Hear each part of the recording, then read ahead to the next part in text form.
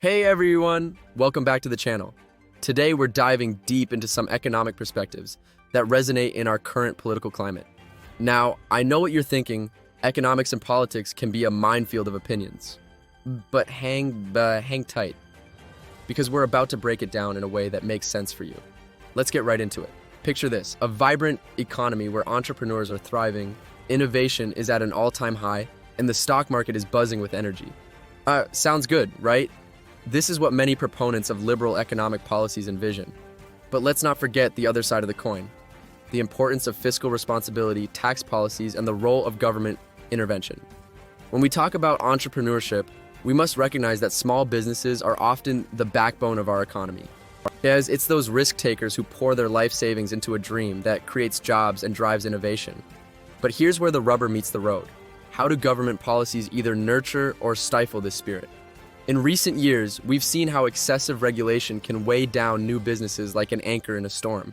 Now, imagine a budding entrepreneur trying to navigate through layers of red tape while also managing overhead costs. It's a daunting task. Right-wing policies often advocate for deregulation and reduced taxes, which can provide much-needed relief and foster an environment where creativity and business acumen can flourish. Now let's pivot to the stock market, a reflection of economic health and investor confidence. The stock market can be seen as a living organism, responding to various stimuli, interest rates, corporate earnings reports, geopolitical events, you name it. When businesses thrive under favorable conditions, stock prices soar. Conversely, when there's uncertainty like tax hikes or heavy regulation, investors may retreat to safer investments, causing stagnation. This brings us to fiscal policies.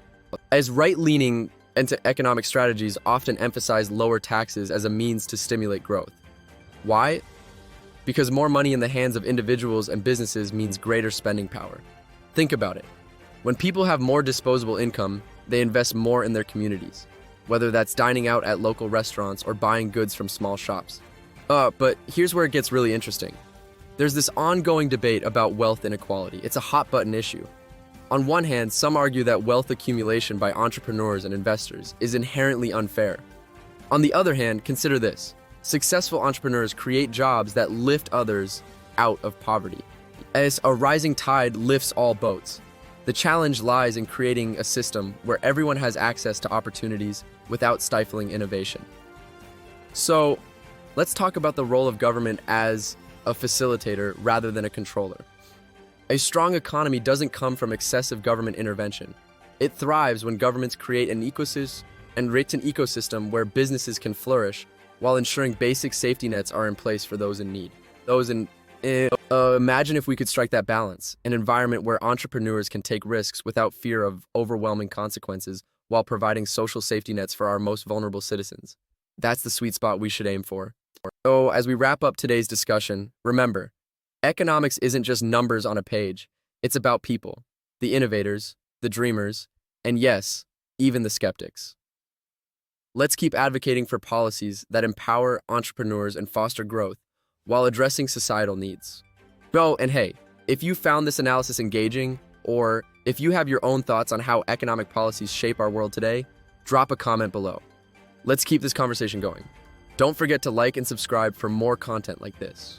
Until next time, keep questioning and keep learning.